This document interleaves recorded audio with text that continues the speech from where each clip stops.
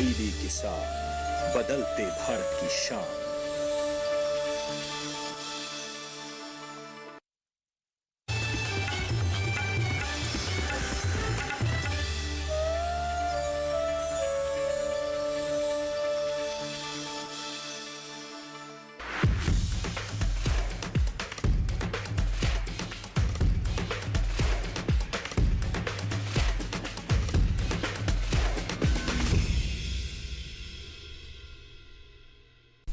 नमस्कार, आप देख रहे हैं दूरदर्शन किसान। हमारे खास कार्यक्रम विचार विमर्श में आप सभी का स्वागत है। मैं हूं आपके साथ अदिति शर्मा। अक्सर आपने सुना होगा किसान भाइयों बहनों की असम की चाय बहुत ही मशहूर है, लखनऊ का आम बहुत ही मशहूर है। ऐसी ही कई जगहें हैं जहां का बहुत कुछ मशहूर है। ऐसे में आप सोचते होंगे कि ऐसी पहचान इन कृषि उत्पादों को कौन देता है, कैसे मिलती है ये कृषि उत्पादों को खास पहचान। जी हाँ, आज के हमारे इस कार्यक्रम में हम इसी पर चर्चा करने वाले हैं कि इस खास पहचान के फायदे क्या हैं, कैसे हमारे किसान अपने उत्पादों को ये खास पहचान दिला सकते हैं जिसको कहते हैं भौगोलिक पहचान। जी हाँ, जीआई टैगिंग की आज हम बात करने वाले हैं। विषय क्या है आज के कार्यक्रम का, बता देते हैं। आज के कार्यक्रम का विषय रहेगा कृषि उत्पादों की भौगोलिक पहचान। इस पर विचार विमर्श करने वाले हैं, विस्तार से आपको हम जागरूक करने वाले हैं इसके प्रति। और बता दें आपको, चर्चा में हमारे साथ शामिल हो रहे हैं हमारे विशेषज्ञ। परिचय करवा देते हैं। हमारे साथ उपस्थित है डॉक्टर तरुण बजाज। बता दें आपको, ये निदेशक हैं एपिडा में। बहुत ही ज्यादा स्वागत करना चाहेंगे हम आपका यहाँ पर, आप हमारे समक्ष उपस्थित हैं, आपसे हम जानकारी लेंगे। साथ ही साथ राजेंद्र कुमार जी भी हमारे साथ यहाँ पर उपस्थित हैं। बता दें आपको, ये पेशे से वकील हैं जिनसे हम जो लीगैलिटी है उसके बारे में बात करने वाले हैं। साथ ही हमारे साथ डॉक्टर डीडी के शर्मा मौजूद है यहाँ पर, जो डायरेक्टर है BDEF में। आप तीनों का ही बहुत बहुत स्वागत करना चाहूंगी मैं कार्यक्रम विचार विमर्श में। आज विस्तार से आपसे चर्चा होगी, जानेंगे हम कृषि उत्पादों की भौगोलिक पहचान के बारे में। चर्चा की शुरुआत करें उससे पहले आइए आपको हमारी एक खास रिपोर्ट है वो दिखा देते हैं।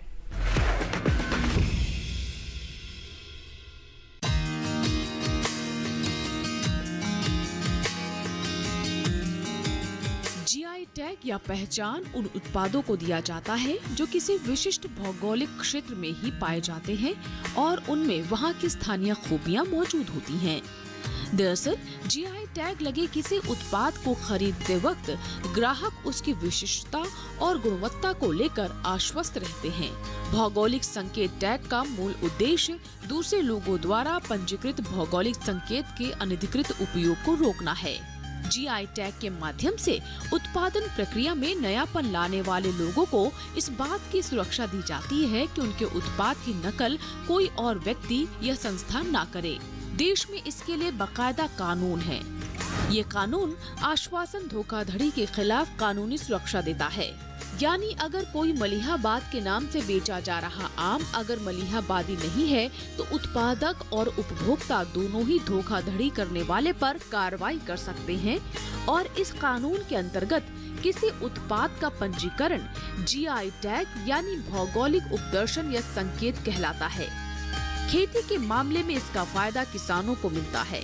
उपभोक्ता मशहूर जगह की असली कृषि उपज को ज्यादा भाव देने में गुरेज भी नहीं करते, क्योंकि वहाँ की माटी का स्वाद, वहाँ की जलवायु की विशेषता और स्वाद की विशिष्टता इसमें समाहित होती है।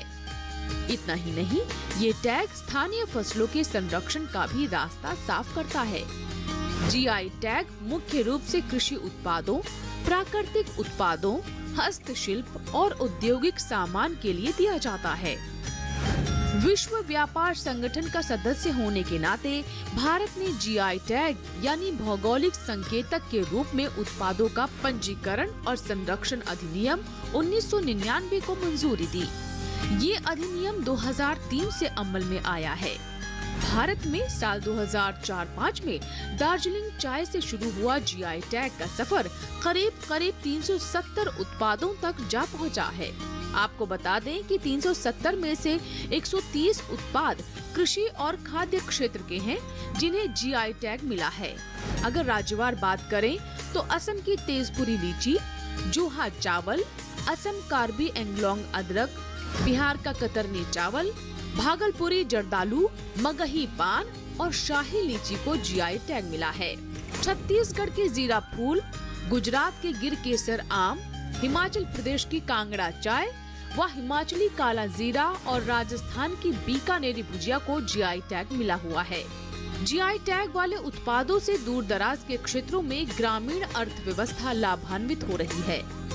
जियोग्राफिकल इंडिकेशन टैगिंग ने तब से और भी अधिक महत्व प्राप्त कर लिया है जब से सरकार का ध्यान वोकल फॉर लोकल की ओर स्थानांतरित हुआ है और आत्मनिर्भर भारत का निर्माण हो रहा है।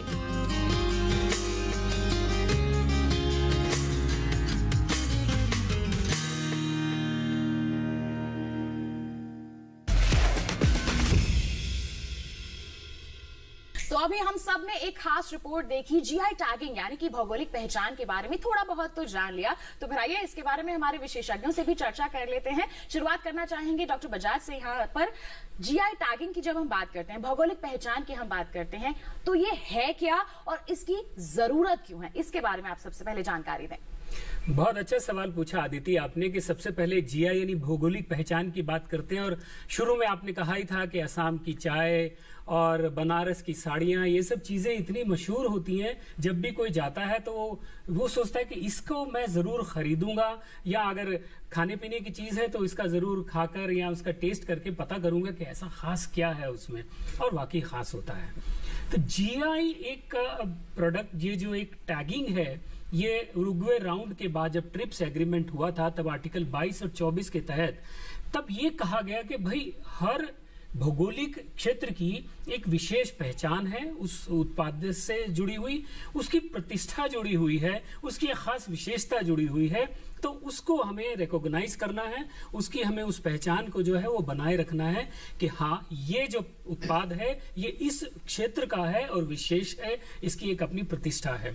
तो ये एक WTO के तहत एक लीगल फ्रेमवर्क के तहत हुआ। अब उदाहरण जैसे आपने दिए, हमारे यहाँ अभी 415 के करीब जीआई टैग रजिस्टर्ड हो चुके हैं। जैसे उदाहरण के तौर पर आप देखिए, हमारा मलिहाबादी आम है, केसर आम है, बैंगनपल्ली आम है, अल्फेंजो आम है, चाय है, और इस तरह शाही लीची है बिहार की। बहुत से ऐसे प्रोडक्ट हैं जो कि 415 के लगभग आज की डेट में रजिस्टर्ड हो चुके हैं, जिसमें से 140 जो हैं वो कृषि उत्पाद हैं। जी, तो 140 कृषि उत्पाद हम कह सकते हैं कि इनकी जीआई टैगिंग हो चुकी है। तो ऐसे में राजेंद्र कुमार जी, आपसे जानना चाहेंगे, ये जीआई टैगिंग करता कौन है, इसके बारे में भी तो हमारे किसानों को पता होना चाहिए। ज्योग्राफिकल इंडिकेशन रजिस्ट्री जी, ये एक इंटेलेक्चुअल प्रॉपर्टी ऑफिस की ब्रांच है जी, और वहाँ पर एप्लीकेशन फाइल करने के लिए under the act, under the geographical indications act, कोई भी एसोसिएशन ऑफ प्रोड्यूसर्स या बॉडी जो रिकग्नाइज्ड बाय लॉ है वो अप्लाई कर सकती है। लेकिन उसकी कुछ रिक्वायरमेंट्स हैं, ये नहीं कि हम एप्लीकेशन लेके चले गए और रजिस्ट्रार जो है उसको रजिस्टर कर देगा। उसके लिए अंडर द एक्ट काफी रिगरस रिक्वायरमेंट्स हैं, और एक इम्पॉर्टेंट रिक्वायरमेंट है, जो भी बॉडी जीआई रजिस्ट्री के सामने जाएगी वो एक न्यूट्रल बॉडी होनी चाहिए, वो नॉन ट्रेडिंग न्यूट्रल बॉडी होनी चाहिए, और दूसरी वो रिप्रेजेंटेटिव बॉडी होनी चाहिए। यानी कि एक एसोसिएशन है जिसके कुछ मेंबर्स रिकग्नाइज करते हैं उसको और कुछ नहीं करते हैं। फिर उसके बाद एक इंस्पेक्शन मैकेनिज्म होना चाहिए। इंस्पेक्शन मैकेनिज्म सर्टिफाई करेगा कि इस प्रोडक्ट की क्वालिटी, जैसे डॉक्टर बजाज ने बताया, एट्रीब्यूटेबल टू दैट रीजन है या नहीं। क्योंकि कुछ ऐसे होते हैं प्रोडक्ट्स जो लुक अलाइक होते हैं लेकिन वो उस रीजन से आते नहीं है, तो उसके लिए इंस्पेक्शन बॉडी जरूरी है, और मोस्ट इम्पोर्टेंटली जरूरी है हिस्टोरिकल रिकॉर्ड्स। अब जब हम ज्योग्राफिकल इंडिकेशन की बात करते हैं तो हम पब्लिक राइट्स की बात करते हैं, वो राइट्स जो कम्युनिटी को बिलोंग करते हैं। जैसे हम कोई ट्रेडमार्क या प्राइवेट राइट्स की बात करते हैं, वो प्राइवेट ट्रेडर्स की होती हैं। लेकिन जो ज्योग्राफिकल इंडिकेशन दिए जाते हैं वो कम्युनिटी को दिए जाते हैं, और ये जो बॉडीज जो होती हैं ये कस्टोडियंस होती हैं। फिर उसके बाद एप्लीकेशन फाइल होने के बाद उसका एग्जामिनेशन किया जाता है, और अंडर द एक्ट एक टेक्निकल कमेटी है, उसका प्रोविजन है जो उसको एनालाइज करती है, जो उसको देखती है कि ये जो जीआई प्रोडक्ट है वर्दी ऑफ प्रोटेक्शन है या नहीं, उसकी स्पेसिफिकेशंस जो हैं वो वाकई में ऑथेंटिक है या नहीं। वो टेक्निकल एक्सपर्ट्स उस फील्ड से रिलेटेड होते हैं। उसके बाद फिर एप्लीकेशन एडवर्टाइज होती है, 4 महीने का टाइम दिया जाता है, कोई भी एग्रीड पर्सन वहाँ पर अपोज कर सकता है, और उसके बाद फिर अगर कोई ऑपोजिशन नहीं होती है तो वो रजिस्टर हो जाता है, वो जीआई रजिस्टर हो जाता है। अगर नहीं होगा तो ऑपोजिशन जो है वो चलती है। तो इस तरह से ये जीआई प्रोसेस कंप्लीट होता है। जी, तो पूरी प्रक्रिया इस तरह से होती है, इन बातों को जरूर ध्यान में यहाँ पर रखने की जरूरत हो जाती है। तो अब मैं रुक करना चाहूंगी यहाँ पर डॉक्टर शर्मा का। डॉक्टर शर्मा, धान हम सभी जानते हैं कि हमारे देश की बहुत प्रमुख फसल है, और उसकी बासमती की हम बात करें तो पहचान है, हमारे देश से बहुत ही अच्छे स्तर पर निर्यात भी होता है। तो ऐसे में बासमती के लिहाज से जीआई टैगिंग के लिए आप क्या कहना चाहेंगे, अगर हमारे किसान और इसकी ओर बढ़ना चाहे तो? देखिए अदिति, धान जैसा आपने भी कहा और पूरे विश्व में ये जानकारी है कि धान भारत के लिए विशेष तौर पर बासमती धान बहुत महत्वपूर्ण है। इसका महत्व और बढ़ जाता है क्योंकि इसको जीआई टैग भी मिला हुआ है जी। इसके लिए हमारे किसान जो हैं वो विशेष तौर पर इसके लिए जिम्मेदार है जी।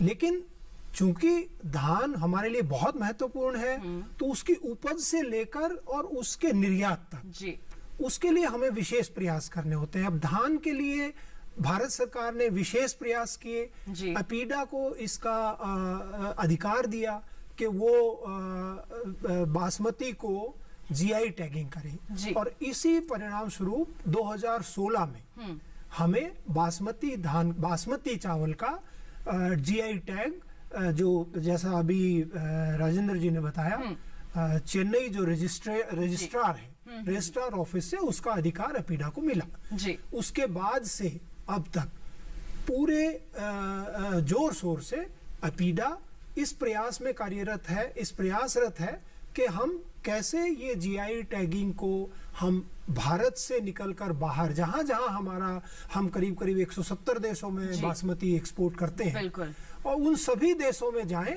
और अपने इस जीआई टैग को वहां भी रजिस्टर करें जी, जिससे हमारे किसानों को सीधा सीधा उस बात का फायदा मिले, उसका लाभ मिले, क्योंकि जितना हम निर्यात करेंगे उतना ही हमारे किसानों को उसका लाभ मिलेगा। बिल्कुल। तो जीआई टैगिंग के बाद मैं आपसे जानना चाहूंगी कि किस तरह का बदलाव आपने एक्सपोर्ट में देखा है, निर्यात में किस तरह का बदलाव आया है जब से जीआई टैगिंग हुई है? देखिए, जीआई टैगिंग से एक बहुत बड़ा लाभ जो उस उत्पाद का जो मालिक है उसको मिलता है जी। जीआई टैग का, जैसे कि अभी बजाज साहब ने भी बताया, जीआई टैग अपने आप में एक विशेष उत्पाद है, तभी उसको जीआई टैग मिलेगा। और जब उत्पाद विशेष है तो स्वाभाविक है उसका मूल्य भी विशेष मिलेगा। इसी बात को ध्यान में रखते हुए ये कारण है कि बासमती के उत्पाद से हम बहुत लाभ, पूरा देश और हमारे देश के पूरे किसान इस बात का लाभ उठाते हैं, और पूरे संसार में हम लोगों को बासमती खिलाते हैं। इसके लिए श्रेय हमारे किसानों को जाता है। बिल्कुल, इसका पूरा श्रेय जो है हमारे किसानों को जाता है, और हम कह सकते हैं कि हमारा देश जो है कृषि के क्षेत्र में आत्मनिर्भर बन भी रहा है, और हमारे किसानों का ही इसमें बहुत बड़ा हाथ है, सहयोग है। बढ़ना चाहेंगे आगे। डॉक्टर बजाज, आपके पास हम यहाँ पर आना चाहेंगे। आपने बताया कि 140 के करीब कृषि उत्पाद हैं जिनको जीआई टैगिंग मिल चुकी है, लेकिन अगर हमारे किसान या फिर कहें कि और संगठन वगैरह अलग अलग उपज की जीआई टैगिंग करवाना चाहते हैं तो उसके लिए कहां आवेदन करना होगा, क्या प्रक्रिया रहती है उसकी? बहुत से ऐसे उत्पाद हैं, जैसे अभी कहा कि केवल 140 ऐसे उत्पाद हैं जो कि अभी जीआई रजिस्टर हुए हैं, और हमारे तो हिंदुस्तान में बहुत सी जो उत्पाद हैं जो कि विशेषता रखते हैं, इसलिए तो हम कहते हैं भारत की अतुल्य, भारत की अमूल्य निधि ये कहा जाता है। तो बहुत से ऐसे उत्पाद हैं जो कि उस क्षेत्र विशेष से जुड़े हुए हैं, उस क्षेत्र विशेष की प्रतिष्ठा लिए हुए हैं, तो उनको रजिस्टर कराने के लिए, जैसा अभी राजेंद्र जी ने कहा था कि एक व्यक्ति विशेष नहीं कर सकता, क्योंकि ये एक पब्लिक प्रॉपर्टी है। जैसे बासमती चावल है वो हर उस किसान का हकदार है जो बासमती उगाता है, तो इसीलिए जो उत्पाद हैं उसको एक कोई एजेंसी जो है, चाहे वो सरकारी एजेंसी हो या गैर सरकारी संस्था हो, जो कि सच में हकदार है उसका कस्टोडियन बनने की, उसको लेकर वो रजिस्ट्री में जाकर रजिस्टर करा सकते हैं, और उसका फिर पूरा एक प्रोसेस है रजिस्टर कराने के लिए। जैसा भी राजेंद्र जी ने बताया था कि वो सारे डॉक्यूमेंट्स पूरे होने चाहिए, और उसके बाद कस्टोडियन बनना भी आसान नहीं है। मैं अगर एक उसका जीआई का कस्टोडियन बन गया तो उसकी पहरेदारी भी करनी है मेरे को। जैसे हम बासमती की पहरेदारी भी कर रहे हैं, हम देख रहे हैं दुनिया में कोई जो है वो बासमती ना कहलाए। हम कहते हैं जैसे ट्रेडमार्क का प्रोटेक्शन होता है ना, कि मेरे ट्रेडमार्क को कोई दूसरा ना इस्तेमाल कर ले, इसी तरह जब एक जीआई रजिस्टर हो जाता है तो उसका एक पहरेदारी भी करनी पड़ती है, प्रोटेक्शन भी करना पड़ता है। भाई दूसरे को तुम नाजायज हम उसका बगैर हमारी मर्जी के हम उसे इस्तेमाल नहीं करने देंगे, क्योंकि ये एक विशेष अधिकार है। और उसका सबसे बड़ा फायदा क्या होता है कि जिसका वो उत्पाद है उसको हम प्रीमियम मिलता है। दूसरे उत्पाद में उसको पता होता है कि ये जो भी खरीद रहा है उसको मालूम है कि ये एक विशेष चीज है जो मैं खरीद रहा हूँ, और इससे मुझे जो है एक अच्छा जो है वो और कहीं नहीं मिलता दुनिया के कोने में, एक यहीं पर ही ये चीज मिलती है, और उसका एक प्रीमियम भी उनको दिया जाता है। तो इसीलिए इसका जो है वो रजिस्टर एक संस्था कर सकती है, चाहे सरकारी या गैर सरकारी हो, और फिर उसका कस्टोडियन भी बनना पड़ता है। बिल्कुल, तो आपने कहा कि एक संस्था यहाँ पर जीआई टैगिंग के लिए आवेदन आगे बढ़ा सकती है। तो ऐसे में हमारे किसानों के लिए क्या फायदा लाता है ये जीआई टैगिंग, किस तरह से फायदेमंद साबित होता है? राजेंद्र जी, आपसे जानना चाहेंगे, क्या कहेंगे आप? हमारे किसानों के लिए जीआई टैगिंग कितना फायदेमंद है? मैं एक एग्जांपल देना चाहूंगा। बिल्कुल। दार्जिलिंग टी का प्रोटेक्शन 1986 से फॉर्मल ढंग से स्टार्ट हुआ, क्योंकि जो ज्योग्राफिकल इंडिकेशंस एक्ट है ये 2003 में आया, 15 सितंबर 2003 में। उससे पहले भी इंडिया में स्टैट्यूटरी प्रोटेक्शन रही, और दार्जिलिंग टी जो है एक सर्टिफिकेशन मार्क है। तो 218 में वर्ल्ड बैंक और एफएओ ने एक स्टडी स्पॉन्सर की थी, जिसमें 6 ज्योग्राफिकल इंडिकेशंस वर्ल्ड वाइड से सेलेक्ट किए गए थे। उसमें दार्जिलिंग टी भी थी, और उस स्टडी का फोकस था कि ज्योग्राफिकल इंडिकेशन प्रोटेक्शन से क्या फायदा होता है। तो उसमें दार्जिलिंग टी के बारे में ये बताया गया कि जब से दार्जिलिंग टी की प्रोटेक्शन स्टार्ट हुई है तो उसका बेनिफिट जो वहाँ पे स्टेट्स हैं, जैसे हमारे किसान भाइयों को पता होगा कि दार्जिलिंग टी सिर्फ 87 टी गार्डन्स में ही प्रोड्यूस हो जाती है। ये नहीं कि सारा दार्जिलिंग डिस्ट्रिक्ट ही दार्जिलिंग टी प्रोड्यूस करता है, सिर्फ 87 डिस्ट्रिक्ट्स हैं जहाँ पे दार्जिलिंग टी होती है, और वहाँ पर मेजॉरिटी ऑफ वर्क फोर्स वो विमेन है। तो उनका एम्पावरमेंट जब जीआई प्रोटेक्शन से होता है तो उनके लिए स्कूल्स, हर tea garden owner schools, hospitals, जितनी भी फैसिलिटीज होती हैं वो गार्डन में देता है। तो उस स्टडी का कंक्लूजन ये निकला कि दार्जिलिंग टी की value today in comparison to जो ऑर्डिनरी टी है वो इतनी ज़्यादा है जीआई प्रोटेक्शन की वजह से। और Darjeeling T world wide protected है, उसको जो है यूरोपियन कमीशन ने भी एक जीआई टैग दिया था, और वो जीआई टैग मिलने के बाद हमारे एक्सपोर्ट्स ऑफ दार्जिलिंग टी बढ़ गए हैं। और जैसे ही एक्सपोर्ट्स बढ़ेंगे उसका जो बेनिफिट जो है ग्रास रूट्स पर जो वर्कर्स हैं जो वहाँ पे काम करते हैं उन पे होता है। ऐसा ही बासमती राइस पे भी होगा। इनफैक्ट बासमती राइस का प्रोटेक्शन भी जो है उसकी भी बहुत लंबी स्टोरी है, और अब जो है बासमती राइस जो है वर्ल्ड वाइड एक्सपोर्ट होता है, जैसे डॉक्टर शर्मा जी ने बताया, और उसका प्रोटेक्शन भी उसी लेवल पे चल रहा है जो दार्जिलिंग टी का है। जी बिल्कुल। तो देखिए यहाँ पर फायदे तो अनेक हैं अगर हम जीआई टैगिंग करते हैं। रुक करना चाहेंगे अब डॉक्टर शर्मा का। डॉक्टर शर्मा, आपने कहा कि अब यहाँ पर कवायदे चल रही हैं, कोशिशें चल रही हैं कि अलग अलग देशों में भी जीआई टैगिंग हो सके हमारे बासमती चावल की। तो अंतर्राष्ट्रीय व्यापार व्यवस्था की अगर हम बात करते हैं तो वहां पर जीआई टैगिंग किस तरह से काम करता है, इस पर क्या कहना चाहेंगे आप? देखिए अदिति, जैसा कि हमारे घरेलू सिस्टम में जी। एक जीआई रजिस्ट्रार है, उसको हर किसी कोई भी प्रोडक्ट को रजिस्टर करने का एक तरीका है जी। इसी तरीके से अगर हम विदेशों में जाते हैं, बाहर जाते हैं, वहां भी लगभग वैसे ही तरीके सामने आते हैं हमारे। और अगर हम वहां अपने जीआई टैग प्रोडक्ट को अगर वहां नहीं कराते हैं रजिस्टर, तो हो सकता है वहां कोई हमारे चीज के नाम का दुरुपयोग करके वहां वो बेचता रहे। इसलिए यदि हमें अपने जीआई प्रोडक्ट को प्रोटेक्ट करना है, उसको संभाल कर रखना है, तो ये जरूरी है कि हम अपने उस उत्पाद को जहां भी हमारा मार्केट है, हमारा जो मुख्य मार्केट है, उस मार्केट के उन देशों में जाएं और अपने उस उत्पाद को वहां भी रजिस्टर करें। इसी कड़ी में अपीडा ने एक बड़ी पहल की बासमती के लिए, क्योंकि बासमती हमारे लिए बहुत बड़ा उत्पाद है जी। अगर मैं 2 दशक की बात करूं, 2002-03 के लगभग बासमती का जो एक्सपोर्ट था वो करीब करीब 7 मिलियन के करीब था। आज वो बढ़कर करीब 45-46 मिलियन टन हो गया। तो इस बड़े उत्पाद को, जिसका कि पूरा का पूरा लाभ और श्रेय हमारे किसानों को जाता है, इसको हम ऐसे नहीं छोड़ सकते। इसलिए हम विदेशों में जो हमारे ग्राहक जो देश है, उन सभी देशों में प्रयासरत हैं कि हम बासमती को, जैसा हमने भारत में रजिस्टर कराया एक जीआई प्रोडक्ट, उसी तरीके से हम विदेशों में भी जाएं और अपने इस बासमती को एक जीआई टैग के तहत वहां भी रजिस्टर कराएं। और इस कड़ी में हम करीब 20 के करीब देशों में हम हमारी एप्लीकेशन जो है, हमारे प्रार्थना पत्र वहाँ चले हुए हैं। और इस कड़ी में करीब 8 देशों में हम ऑलरेडी या तो जीआई ले चुके हैं, या बासमती का हमारा एक लोगो है, या तो हमने लोगो को रजिस्टर कराया है।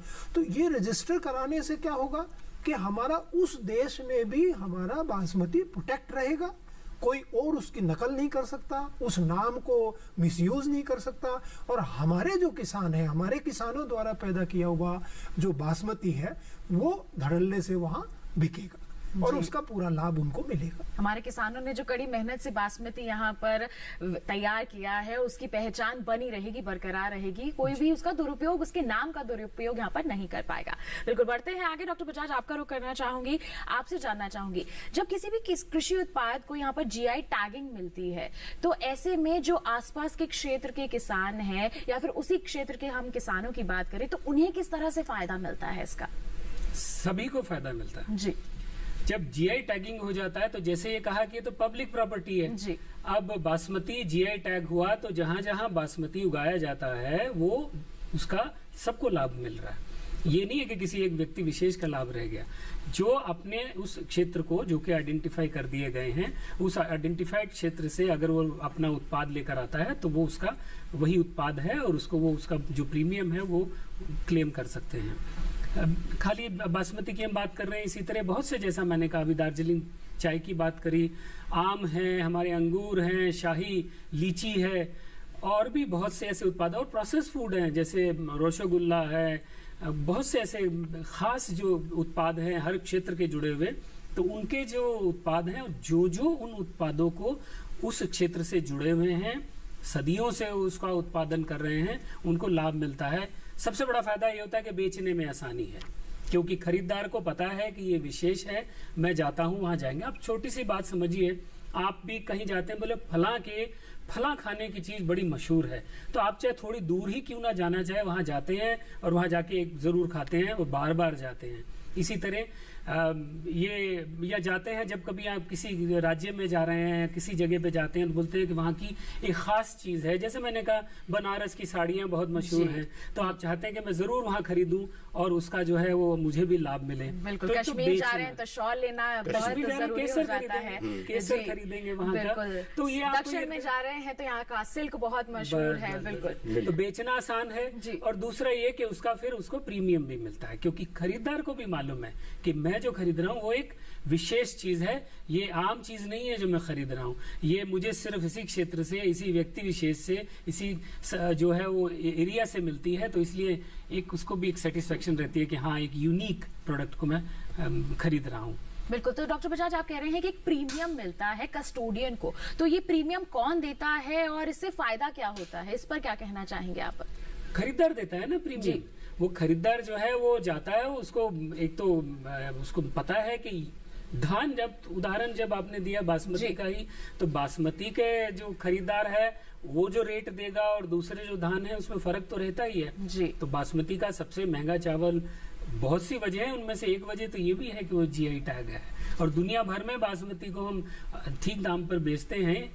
लोग इसको जो है एक्सपोर्ट में हमें प्राइसेस भी अच्छे मिलते हैं, जिसका ऑफ कोर्स किसानों को लाभ भी मिलता है। तो इसी वजह से, क्योंकि एक जीआई टैग है, और भी बहुत सी बातें हैं उसकी विशेषता है, लेकिन विशेषता ये भी है क्योंकि ये जीआई टैग है, एक खास भौगोलिक पहचान है इसकी। बिल्कुल, जीआई टैगिंग मिल गई है तो विश्व भर में उसकी पहचान हो गई है। विश्व की नहीं, अपने देश की बात कर ले तो पहचान हो गई है। जब भी कभी वहां उस क्षेत्र में जाते हैं तो हम उसका स्वाद या फिर उस चीज को लेना जरूर पसंद करते हैं। तो ऐसे में जरूरी है कि हम कोई भी उत्पाद यहाँ पर तैयार कर रहे हैं तो उसकी जीआई टैगिंग जरूर करवा लें। फायदे अनेक हैं, हर एक को इससे फायदा मिल सकता है। और किस तरह से फायदेमंद साबित हो सकता है जीआई टैगिंग और इसकी जो प्रक्रिया है उसमें क्या किसी तरह की कोई समस्या भी आती है, इस पर भी हमारी चर्चा को हम जारी रखेंगे। लेकिन एक छोटे से ब्रेक के बाद कहीं मत जाइए, देखते रहिए हमारा कार्यक्रम विचार विमर्श और बने रहिए दूरदर्शन किसान पर।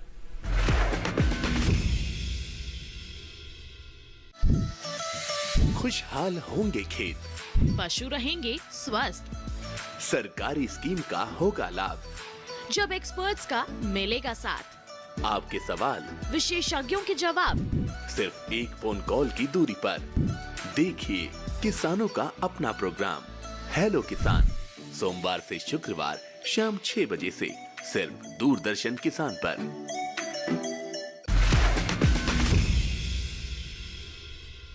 ब्रेक के बाद दूरदर्शन किसान के कार्यक्रम विचार विमर्श में आप सभी का फिर से स्वागत है। आज हम चर्चा कर रहे हैं कृषि उत्पादों की भौगोलिक पहचान के बारे में। जी हाँ, जीआई टैगिंग पर हमारी चर्चा लगातार जारी है। क्या होती है ये, किस तरह की इसकी प्रक्रिया रहती है, इसके बारे में तो हमने जान लिया और इससे फायदे क्या क्या होते हैं इसके बारे में भी विशेषज्ञों ने हमें विस्तार से बताया है। लेकिन जब हम इस प्रक्रिया में जाते हैं तो कुछ समस्याएं तो जरूर आती होंगी, जिसके बारे में मैं जानना चाहूंगी राजेंद्र कुमार जी से कि जब हम जीआई टैगिंग पर जाते हैं तो कुछ समस्या तो आती होंगी। हमारी एजेंसियों को या संगठनों की बात करें तो उन पर आप क्या कहना चाहेंगे? जब जीआई एप्लीकेशन रजिस्ट्रार के सामने जाती है तो एक समस्या होती है कि जब एग्जामिनेशन होता है उसके टेक्निकल एक्सपर्ट्स जब उसको एनालाइज करते हैं तो उनका मेन फोकस होता है कि ये स्पेसिफिकेशंस दी गई हैं ये साइंटिफिकली एक्यूरेट हैं या नहीं, जो हिस्टोरिकल रिकॉर्ड है वो ऑथेंटिक है या नहीं। क्योंकि हिस्टोरिकल रिकॉर्ड भी ऐसा होता है जैसे कोई इंटरनेट से कोई डॉक्यूमेंट्स लगा दिए और वो हिस्टोरिकल रिकॉर्ड के तौर पे जो है पास ऑफ किए गए, वो ऑथेंटिक सोर्स बहुत ज़रूरी है। और उसके बाद ज़रूरी होता है कि इंस्पेक्शन मैकेनिज्म्स कि जो बॉडी रजिस्ट्रेशन के लिए जारी है उसके पास वो इंफ्रास्ट्रक्चर है उस प्रोडक्ट को एनालाइज करने का। क्योंकि अल्टीमेटली जो कंज्यूमर्स होते हैं वो एसोसिएट करते हैं उस प्रोडक्ट को उस रीजन के साथ, और जब तक वो इंस्पेक्शन मैकेनिज्म उसके पीछे नहीं होगा तो कंज्यूमर उसको एक्सेप्ट नहीं करेगा। जैसे एग्जांपल के तौर पे कश्मीरी कारपेट्स, अब कश्मीरी कारपेट्स की ऑथेंटिसिटी वेरीफाई करने के लिए जो बॉडी जिसने रजिस्टर कराया है Kashmiri carpet as a GI, उन्होंने क्यूआर कोडिंग की है। जब आप कारपेट लेने जाते हैं तो उसमें क्यूआर कोडिंग है और कोई भी स्मार्टफोन से किसी भी डिवाइस से उस क्यूआर कोड से ये मालूम कर सकता है कि ये कहाँ किस रीजन से है, किस वीवर ने इसको वीव किया है। तो इसलिए जब कभी भी मार्केट में कश्मीरी कारपेट बिकता है तो उसके ऊपर जो क्यूआर कोड लगाता है उससे कस्टमर जो है वो मालूम कर सकता है कि ये जेन्युइन कश्मीरी कारपेट है। तो ये जो सिस्टम है वो रजिस्ट्रार ऑफ जीआईज एग्जामिन करता है। और उसके बाद एक और मुद्दा आता है कि representative nature of the body कि जो रजिस्ट्रेशन के लिए जाती है, कि कभी कभी जैसे मैंने पहले बताया कि कुछ बॉडीज रिप्रेजेंटेटिव नहीं है, वो उस पूरे प्रोड्यूसर्स को रिप्रेजेंट नहीं करती। बहुत एग्जाम्पल्स आते हैं, हैदराबाद बिरयानी का एग्जाम्पल बड़ा फेमस है जिसमें वो जब रजिस्ट्रेशन के लिए गए तो जो बॉडी थी वो रिप्रेजेंटेटिव नहीं थी और उन्होंने जो है वो अपना टाइटल प्रूव नहीं कर पाए तो वो एप्लीकेशन रिजेक्ट हो गई।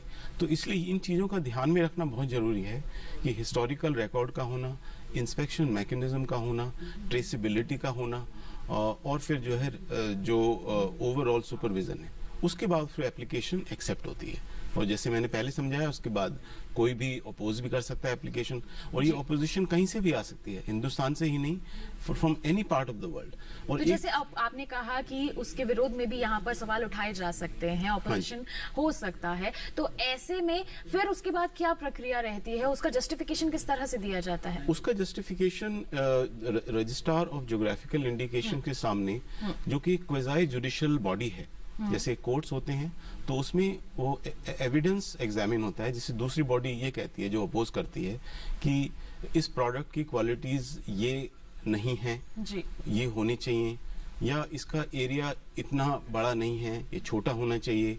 तो इस टाइप की ऑपोजिशंस आती हैं और उसको भी जो है through proper judicial mind examine किया जाता है कि ये सच है या नहीं।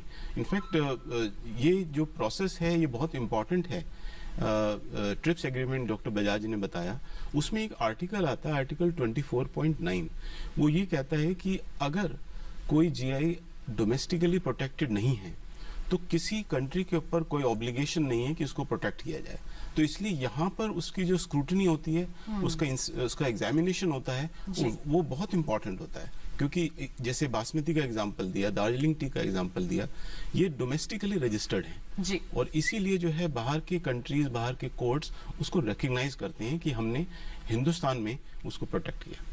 बिल्कुल। तो देखिए बहुत ही अच्छे उदाहरण के साथ यहाँ पर समझाया है राजेंद्र जी ने। हम उम्मीद करते हैं कि अब भैया अगर आप जीआई टैगिंग के लिए जाएंगे तो आपको इस तरह की कोई समस्या नहीं होगी। अब आप पूरी तैयारी के साथ जाएंगे कि किस तरह से आपको कौन कौन से हम कह सकते हैं दस्तावेजों की जरूरत है, किस किस चीज की जरूरत है जिससे आप जीआई टैगिंग कर सकते हैं। बढ़ते हैं आगे। अब हम डॉक्टर शर्मा के पास आना चाहेंगे। डॉक्टर शर्मा, जब हम किसी कृषि उत्पाद की जीआई टैगिंग की बात करते हैं तो उससे हमारे किसानों को ही फायदा नहीं होता बल्कि फसलों को भी उससे काफी फायदा होता है। फसल संरक्षण की हम बात करें तो उससे भी काफी मजबूती मिलती है। तो ऐसे में आपसे जानना चाहेंगे, हमारे दर्शकों को आप ये बताएं कि फसल संरक्षण किस तरह से और बेहतर तरीके से किया जा सकता है अगर हम जीआई टैगिंग कर लेते हैं तो।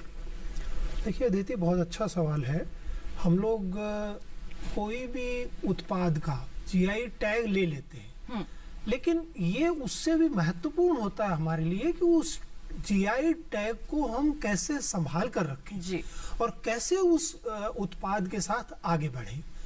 क्योंकि यदि हम उस टैग का ध्यान नहीं रखेंगे तो हमारा टैग लेने का कोई विशेष लाभ हमें नहीं मिल पाएगा।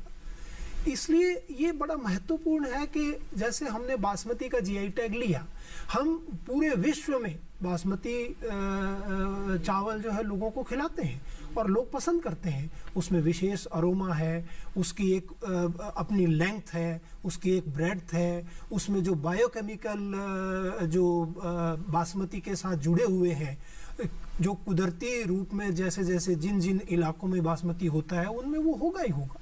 तो हमें ये भी पक्का सुनिश्चित करना है कि वो सारी जो क्वालिटी, वो जो मानक जिनको हम कहते हैं या स्टैंडर्ड हम कहें, वो स्टैंडर्ड बासमती उत्पाद जो हमारा निकले, हमारे किसानों द्वारा पैदा किया हुआ बासमती, वो सारे के सारे मानक उसमें पूरे हों।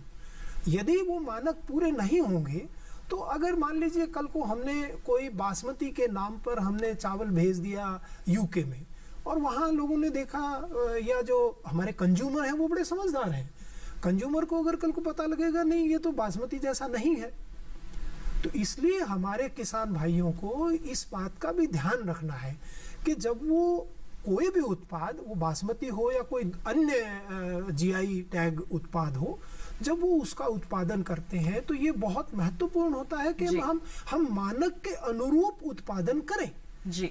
यदि हम मानक के अनुरूप उत्पादन करते हैं तो निश्चित रूप से हमें उसका एक अच्छा मूल्य मिलता है, अच्छा भाव मिलता है, उसके एक्सपोर्ट करने में कोई समस्या नहीं आती है। और किसानों के रूप में अगर हम बात करें तो हमारे लिए सब अच्छा ही अच्छा है, मालामाल है। बिल्कुल। तो मानक के अनुरूप यहाँ पर उत्पादन करना बहुत जरूरी है। ऐसे में ही उपभोक्ता जो है ज्यादा से ज्यादा उस हम कह सकते हैं उत्पाद का खरीदेंगे या फिर सेवन भी करेंगे। तो ऐसे में डॉक्टर बजाज आपसे जानना चाहेंगे, जीआई टैगिंग हो गई है लेकिन उन मानकों के अनुरूप उसका उत्पादन नहीं हो रहा है, इस अवस्था में क्या होगा? बहुत अच्छा आपने सवाल पूछा आदित्य, क्योंकि जीआई टैग लेना ही खाली काफी नहीं है। अब उसके बाद जैसे बासमती तो चलो उदाहरण हम बार बार दे रहे हैं, दार्जिलिंग चाय का भी उदाहरण दे रहे हैं क्योंकि पहले से ही बहुत वॉल्यूम में उसकी उपलब्धता है जी। ऐसे कई उत्पाद हैं जिनकी हमारे पास है तो सही, जीआई टैग भी ले लिया हमने, लेकिन उतना जो है उसकी वॉल्यूम में उपलब्धता नहीं है और उपलब्धता अब उसकी होनी चाहिए। तो इसलिए जरूरी है कि हम सब एक जो भी उस क्षेत्र के जो किसान हैं वो अब एकजुट हों, क्योंकि उन्हें मालूम है कि अब इसका जो है भौगोलिक पहचान हो गई है उत्पाद की, तो उसके साथ जुड़े, किसान या किसान जो उनके साथ हैं जो प्रोसेसिंग में भी जा रहे हैं, क्योंकि खाली फसलों का ही या उन्हीं का ही जीआई टैग नहीं होता, जो प्रसंस्कृत उत्पाद हैं उनका भी जीआई टैग होता है। तो उनके साथ जो जुड़े हुए हैं वो एक क्लस्टर अप्रोच में चलें, जिससे कि वो मिलकर एक वॉल्यूम दे सके, क्योंकि जब तक वॉल्यूम नहीं आएगा थोड़े थोड़ी चीज से उसका कोई लाभ नहीं होगा। कई ऐसे उत्पाद हैं जो महीने में, साल में 1 महीना होते हैं और उसको बेच दिया और 12 महीने उसको खत्म हो गया, उसको कोई लाभ नहीं है।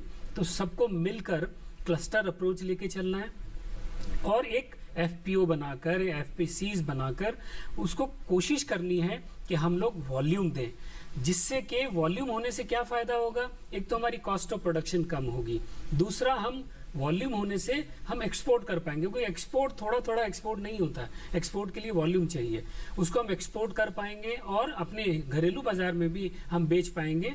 उससे जब कॉस्ट कम आएगी, ज्यादा हमारा बिक्री होगी, तो उसका लाभ जो है वो नीचे तक जाएगा। बहुत जरूरी है कि हम लोग अपने वॉल्यूम को बढ़ाएं, कॉस्टिंग को ध्यान रखें और अपनी जो एक विशेष पहचान है उसको बनाए रखें। उसके अलावा जो हमारी जो जीआई टैग को अगर इन्फ्रिंज करने की कोशिश कर रहा है उसको भी बचाने की पूरी कोशिश करें। ये एक तरह का ट्रेडमार्क है आपका, ये आपकी प्रॉपर्टी है, ये मेरी चीज है जिसको मैं या हम लोग इस्तेमाल कर सकते हैं, इसके अलावा किसी को इस्तेमाल नहीं करने देंगे। बिल्कुल, तो इस बात का भी जरूर यहाँ पर ध्यान रखना है। बढ़ते हैं आगे। राजेंद्र जी, आपके पास मैं आना चाहूंगी। आपने बताया कि ऑथेंटिसिटी यहाँ पर हो जाती है जब हम जीआई टैगिंग कर लेते हैं, लेकिन कभी कभी उपभोक्ताओं के मन में ये सवाल रहता है कि क्या ये सच में कश्मीर का शॉल है, क्या ये सच में लखनऊ का आम है। ऐसे में क्या कह सकते हैं आप हमारे उपभोक्ताओं को कि किस तरह से ऑथेंटिसिटी यहाँ पर प्रूव हो? जैसे कि मैंने एग्जांपल दिया, कश्मीरी कारपेट्स में क्यूआर कोडिंग जी एक one of the means choose किया गया है, जिससे कंज्यूमर अपने आप ही ऑथेंटिकेट कर सकता है कि ये जेन्युइन प्रोडक्ट है या नहीं। जी ये प्रॉब्लम आती है एग्रीकल्चरल प्रोडक्ट्स में, जैसे दार्जिलिंग टी है या बासमती राइस है या अल्फोंसो मैंगोज है, उसमें ऑथेंटिसिटी का प्रूफ बहुत डिफिकल्ट हो जाता है, क्योंकि समटाइम्स क्या होता है, जैसे एरोमेटिक राइसेस हैं, एरोमेटिक राइसेस एक जैसे ही लगते हैं। और ये समस्या जो है हमारे सामने आई थी 1998 में। एक यूएस की कंपनी राइसटेक, उसने पेटेंट लिया और उस पेटेंट में ये कहा गया कि बासमती राइस जो है कोई नेचर का गिफ्ट नहीं है, इसको कहीं भी रिप्रोड्यूस किया जा सकता है। तो उन्होंने एक राइस अपने हाइब्रिडाइजेशन से बनाया, उसकी क्वालिटी बिल्कुल एग्जैक्टली ऐसी ही थी जैसे बासमती राइस की होती है, एरोमेटिक, लॉन्ग ग्रेन। और उन्होंने कहा कि ये राइस जो है हम यूएस में ही ग्रो करेंगे। तो उस पेटेंट से हिंदुस्तान काफ़ी रैटल्ड हो गया था और गवर्नमेंट ऑफ इंडिया ने उसमें एपीडा और सीएसआईआर का बहुत रोल था। उन्होंने वो एप्लीकेशन फाइल की, रेवोकेशन की यूएसपीटीओ के सामने, और ये प्रूव किया कि ये जो प्रोडक्ट है बासमती राइस, ये यहीं प्रोड्यूस हो सकता है। इसमें कुछ क्वालिटीज़ हैं जो नेचर ने दी है और उसको जो है कोई रिप्रोड्यूस नहीं कर सकता। और इस एफर्ट की वजह से वो पेटेंट जो है रिवोक हो गया, वहाँ की अथॉरिटी ने, वहाँ के कोर्ट ने उसको रिवोक कर दिया। तो ये बहुत जरूरी है कि हम जो प्रोटेक्शन है उसको इस तरह से डिफाइन करें कि हम एनफोर्स भी कर सकें। टर्मरिक पाउडर का एग्जांपल आता है, उसमें भी ऐसे ही हुआ था, यूएस कंपनी ने उसको पेटेंट किया, फिर गवर्नमेंट ऑफ इंडिया ने उसको जो है रिवोक किया। तो उसमें ट्रेडिशनल नॉलेज की जरूरत पड़ी हमें ये प्रूव करना पड़ा कि जो टर्मरिक पाउडर है हमारा, ये ट्रेडिशनल मेडिसिन का पार्ट है, ऑलरेडी डॉक्यूमेंटेड है और उसको कोई भी जो है उस पर पेटेंट नहीं ले सकता। जी बिल्कुल, तो ये सब हम कह सकते हैं कि ऑथेंटिसिटी प्रूफ यहाँ पर होता है, लेकिन यहाँ पर जीआई टैगिंग जो करवाते हैं उनके लिए भी ये बहुत जरूरी है कि मानकों का ध्यान रखते हुए ही आगे बढ़े। अब हम निर्यात की यहाँ पर फिर से एक बार बात कर लेते हैं। डॉक्टर बजाज, आपके पास आना चाहेंगे। हम एपिडा की बात करते हैं तो कृषि उत्पादों के निर्यात के लिए शीर्ष संस्थान माना जाता है। जीआई टैगिंग होने के बाद निर्यात में किस तरह का बदलाव देखते हैं आप लोग, इस पर क्या कहेंगे हमारे किसान, ताकि ज्यादा से ज्यादा इस ओर बढ़ सके, इसके लिए हम जानना चाहेंगे। अब एपिडा पूरा निरंतर प्रयासरत है कि जो भी जो जीआई टैग है, जो भौगोलिक पहचान के उत्पाद हैं, उनका अधिक से अधिक निर्यात किया जा सके, और निर्यात बढ़ भी रहा है। वैसे मैं आपकी सूचना के लिए बता दूं, हम लगभग 3 लाख करोड़ से ज्यादा कृषि उत्पादों का निर्यात कर रहे हैं। दुनिया के 200 से ज्यादा देशों में निर्यात हो रहा है और लगभग हर साल ये निर्यात जो है वृद्धि की ओर ही जा रहा है। पिछले साल तो हमने करीब 29% की वृद्धि थी इसमें। बिल्कुल, तो ये बहुत ही बड़ा बदलाव हम कह सकते हैं, सकारात्मक बदलाव यहाँ पर हो रहा है। बिल्कुल, बताएं क्या कह रहे थे आप? तो भौगोलिक पहचान के जो उत्पाद हैं उसके लिए हम लोगों ने एक विशेष अभियान चलाया है, क्योंकि माननीय प्रधानमंत्री जी भी चाहते हैं कि जो भौगोलिक पहचान के हमारे उत्पाद हैं, जैसा मैंने कहा अतुल्य भारत की अमूल्य निधि है ये हमारी, तो इसका लाभ जो है वो जो उसके हकदार हैं उन तक मिलना चाहिए और जो उपभोक्ता हैं उनको भी इसका लाभ मिलना चाहिए कि वो भी इसका उपयोग कर सकें। तो एक विशेष अभियान चलाया हम लोगों ने। हम बायर सेलर मीट कर रहे हैं, क्रेता विक्रेता सम्मेलन कर रहे हैं। हम यहाँ से जो है उत्पादों को ले जाकर उनका विशेष जो है वो प्रमोशन कर रहे हैं दुनिया भर में, जिससे कि लोगों को बताएं कि ये जो विशेष जो उत्पाद है ये सिर्फ हिंदुस्तान में एक विशेष क्षेत्र का ही उत्पाद है, हर जगह से नहीं मिल सकता है। तो एक अच्छी एक जो है वो खरीदार को भी अच्छा लगता है उसको खरीदने में और उसका लाभ भी उसको मिलता है। विशेष अभियान चल रहा है, बहुत प्रमोशन हो रहा है और बैकवर्ड लिंकेज जैसे मैंने कहा उस तरफ हम काम कर रहे हैं कि ज्यादा से ज्यादा उसका वॉल्यूम मिले, उत्पादन हो और बहुत जरूरी है कि उसकी जो क्वालिटी है, उसकी जो स्पेसिफिकेशंस है वो बनी रहे, इस तरफ भी ध्यान रखते हैं। और बहुत जरूरी है कि अगर जीआई ले लिया तो उसका प्रोटेक्शन भी रखना है। ये ना हो कि मैं तो जीआई लेके बैठ गया और दूसरा कोई जो है उसी उत्पाद को जो है उसी नाम से बेच रहा है, ये भी नहीं होने देना। इसको भी हम लोग प्रयास करते हैं। बिल्कुल, तो अतुल्य भारत की अमूल्य निधि है, बिल्कुल इस और हमें बिल्कुल ध्यान देना है। निर्यात लगातार बढ़ रहा है, जैसा कि डॉक्टर बजाज ने बताया है कि आंकड़े लगातार बढ़ रहे हैं, फायदा हो रहा है हमारे देश को, हमारे देश की एक अलग पहचान बन रही है विश्व स्तर पर। तो ऐसे में हम सभी को इस और भी खास ध्यान रखते हुए आगे अपने कदम बढ़ाने होंगे। हम भी फिलहाल बढ़ते हैं आगे और यहाँ पर मैं डॉक्टर शर्मा का रुख करना चाहूंगी। डॉक्टर शर्मा, अगर हम पूरे देश की बात करते हैं तो जीआई टैगिंग बहुत सारे उत्पादों की हुई है, लेकिन खास तौर पर पूर्वोत्तर और दक्षिण भारत में ज्यादा ऐसे उत्पाद देखने को मिलते हैं। इस पर आप क्या कहना चाहेंगे? बाकी के क्षेत्र के जो किसान हैं, जो लोग हैं, उनके लिए क्या संदेश रहेगा? देखिए, ये निश्चित रूप से अदिति आपकी बात सही है और हमारे उत्तर भारत के जो किसान हैं उनको भी ये ज़रूरत है कि वो भी जैसे हिमाचल प्रदेश है या उत्तराखंड है, वहाँ छोटी छोटी कई ऐसी उत्पाद हैं जिनको आगे लाके उनको जीआई टैगिंग करा के उनके उत्पादन को बढ़ा के और उनको एक बड़ा बाजार दिया जा सकता है। और उसके लिए ये जरूरी है कि वहाँ जो छोटे समूह हैं, हमारे जो किसान समूह जिनको आजकल पूरी भारत सरकार और पूरी राज्य सरकार भी जिनको पूरा महत्व देते हैं और उनके माध्यम से किसानों तक पहुँचने का एक प्रयास है। तो ये किसान समूह एक बहुत बड़ा रोल इसमें कर सकते हैं, जो हमारे किसानों को बता सकते हैं, उनको समझा सकते हैं, उनको इकट्ठे एक प्लेटफॉर्म पे लाके और जो हमारी इस तरह की जो छोटे छोटे प्रोडक्ट हैं उनको, जैसे कि बजाज साहब ने कहा कि इसमें जल्दी से अपना ये प्रयास करें किसान लोग, अगर कोई उत्पाद उनके आसपास के एरिया में, उनके ज़िले में, उनके तहसील में, या कोई जरूरी नहीं है, कुछ हो सकता है कुछ 10-12 गांव ही हों जहाँ पे वो विशेष रूप से वो कोई उत्पाद होता है, वो उत्पाद फल का हो सकता है, वो उत्पाद किसी सब्जी का हो सकता है, वो उत्पाद किसी अन्न का हो सकता है। जैसे अगर आपकी सूचना के लिए मैं बताऊं, एक भालिया गेहूं है, अब वो भावनगर जिले के थोड़े से कुछ एरिया में भालिया गेहूं के नाम से उसका बहुत बड़ा महत्व है, उसकी जो क्वालिटी है वो बड़ी अलग है। तो ये जरूरी नहीं है कि उसके लिए हमें कोई बहुत बड़ा, हाँ बाद में अगर हमें उसको एक्सपेंड करना है, उसका निर्यात करना है, तो वाकई में हमें उसको बढ़ाना पड़ेगा, उसके प्रोडक्शन को बढ़ाना पड़ेगा, उत्पादकता को ज़्यादा लाना पड़ेगा। लेकिन जीआई करने के लिए ये जरूरी है कि हम अपने आसपास, हमारे किसान भाई खास तौर पर और जो हमारे किसान समूह है, वो ये सुनिश्चित करें अपने आसपास के एरिया में यदि कोई विशेष उत्पाद है तो उसको जीआई के लिए आगे लेकर आए, ताकि कालांतर में आने वाले समय में वो उसका पूरा लाभ उठा सके। बिल्कुल। तो जैसे आपने अभी उदाहरण दिया कि भावनगर का एक भालिया गेहूं है, अगर हमारे किसान उस छोटे से क्षेत्र में ही, उस दायरे में ही ना रहकर विश्व स्तर पर उसे बढ़ाना चाहते हैं तो जीआई टैगिंग की ओर बढ़ सकते हैं। देखिए, इससे ना केवल आपके क्षेत्र को एक पहचान मिलेगी, पूरे विश्व स्तर पर हम कह सकते हैं कि हमारे देश को एक अलग पहचान मिलेगी और साथ ही साथ फायदा पूरे देश को होगा, आपको भी होगा। तो जीआई टैगिंग बहुत ही ज्यादा महत्वपूर्ण है। अब हमारे किसानों को ये समझने की जरूरत है और भी इसमें बहुत सारी बातें हैं जो आपको जाननी है, अभी बताएंगे आपको, लेकिन एक छोटे से ब्रेक के बाद कहीं मत जाइए, हम जल्द ही हाजिर होंगे। बने रहिए दूरदर्शन किसान पर, देखते रहिए हमारा खास कार्यक्रम विचार विमर्श।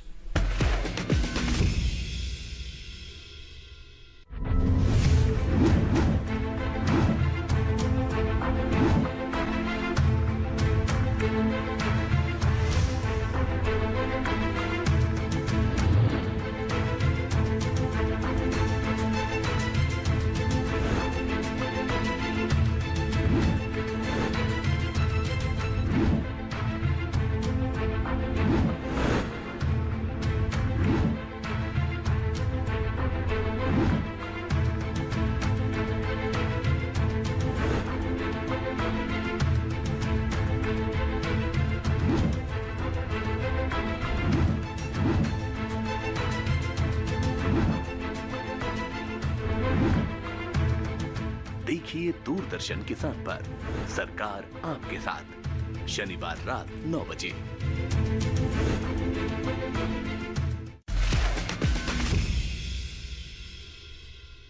ब्रेक के बाद दूरदर्शन किसान के खास कार्यक्रम विचार विमर्श में आप सभी का फिर से स्वागत है। लगातार हम चर्चा कर रहे हैं हमारे कृषि उत्पादों की भौगोलिक पहचान के बारे में। जीआई टैगिंग बहुत ही ज्यादा महत्वपूर्ण है। ये आपके क्षेत्र को ही नहीं बल्कि पूरे देश को विश्व पटल पर एक अलग पहचान दिलवा सकती है। इसके लिए अब हम सभी को आगे बढ़ना होगा। लगातार हम आपको जानकारी दे रहे हैं, हमारे विशेषज्ञ यहाँ पर उपस्थित हैं, आइए उनसे और जान लेते हैं। ऐसे में हमारी चर्चा को आगे बढ़ाते हैं और मैं जानना चाहूंगी यहाँ पर डॉक्टर बजाज से।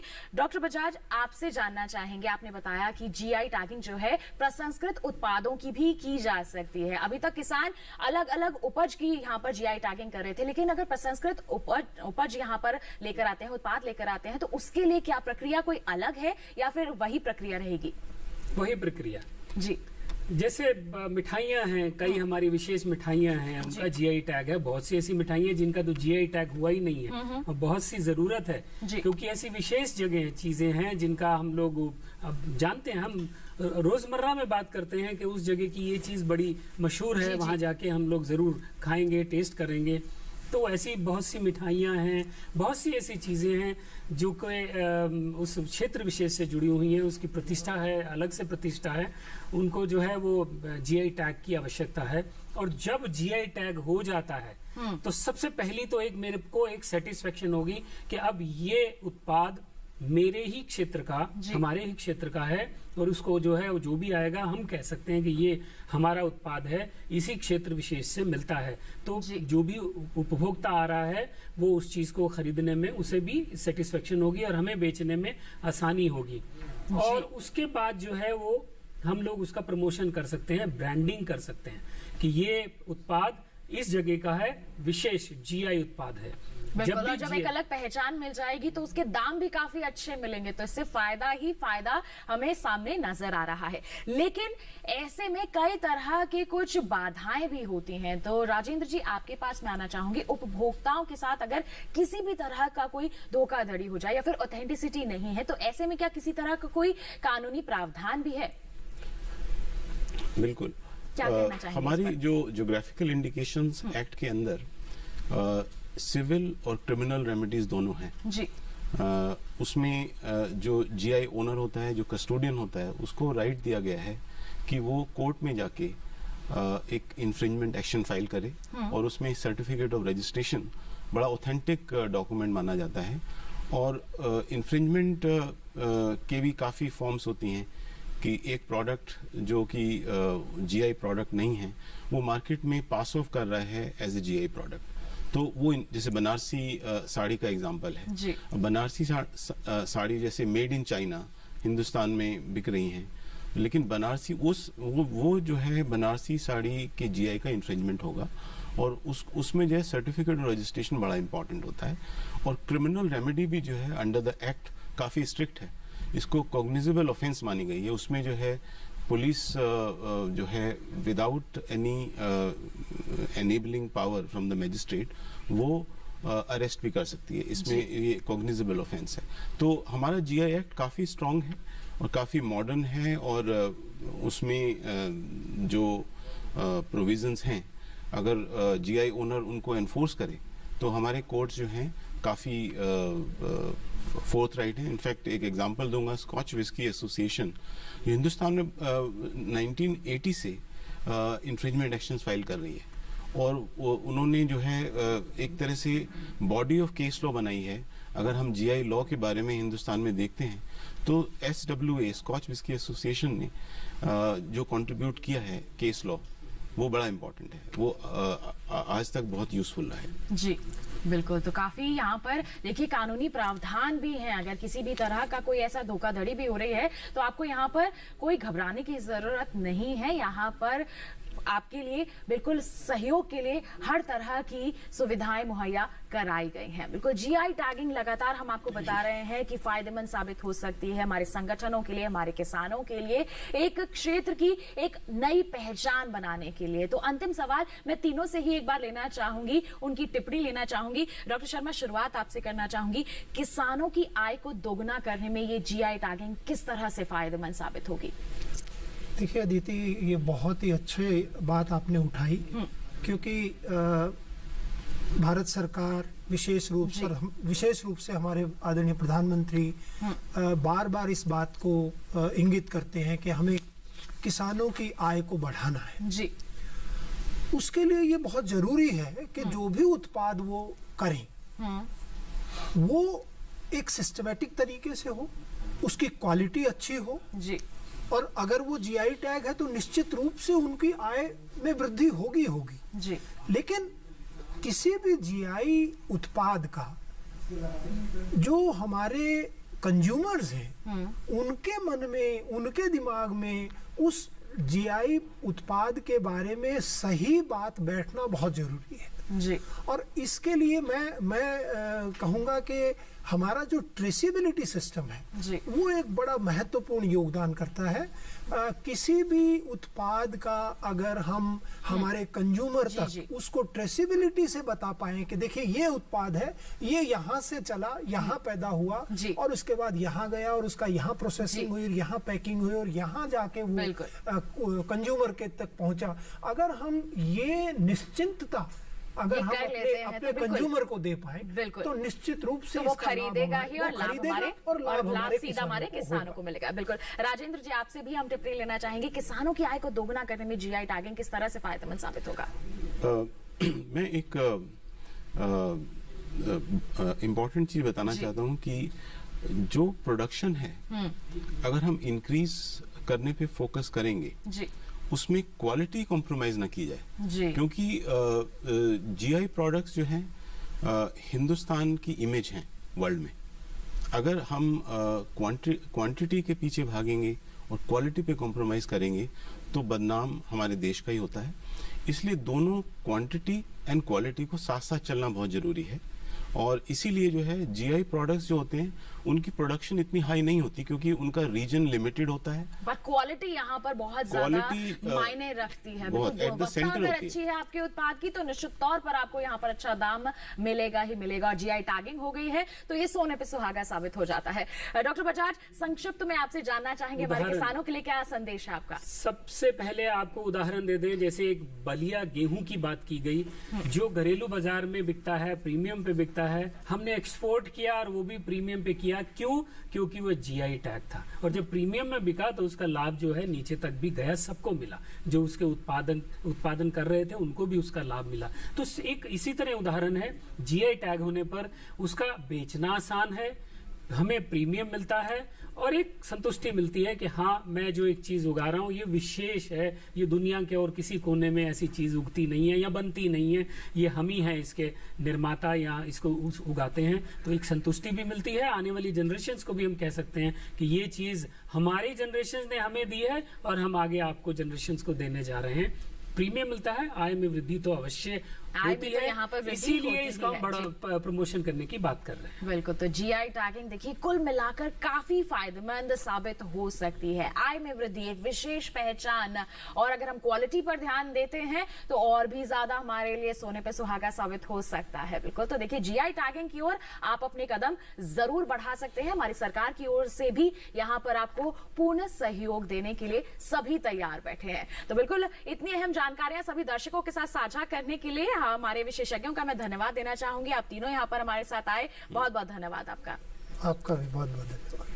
तो किसान भाइयों बहनों, जीआई टैगिंग यानी कि भौगोलिक पहचान कृषि उत्पादों की कितनी जरूरी है, आपके लिए क्या फायदा ला सकती है, इसके बारे में आज के हमारे इस कार्यक्रम में आपने विस्तार से जान लिया। हम उम्मीद करते हैं इससे आप जरूर लाभान्वित होंगे। और अगर आप दोबारा हमारा ये कार्यक्रम देखना चाहते हैं तो आपको क्या करना है, हमारे YouTube चैनल का रुख करना है। बता दें आपको, एक QR कोड आपको यहाँ पर टेलीविजन स्क्रीन पर दिखाया जा रहा है, इसे स्कैन कीजिए, सीधा पहुंच जाएंगे आप हमारे YouTube चैनल पर और आप दोबारा हमारा ये कार्यक्रम देख सकते हैं, पुनः ये तमाम जानकारियां हासिल कर सकते हैं। तो बस आज के लिए इतना ही। अगले सप्ताह फिर मुलाकात होगी आपसे, एक नए विषय पर करेंगे विचार विमर्श। तब तक के लिए दीजिए इजाजत, आप बने रखिए दूरदर्शन किसान पर। नमस्कार।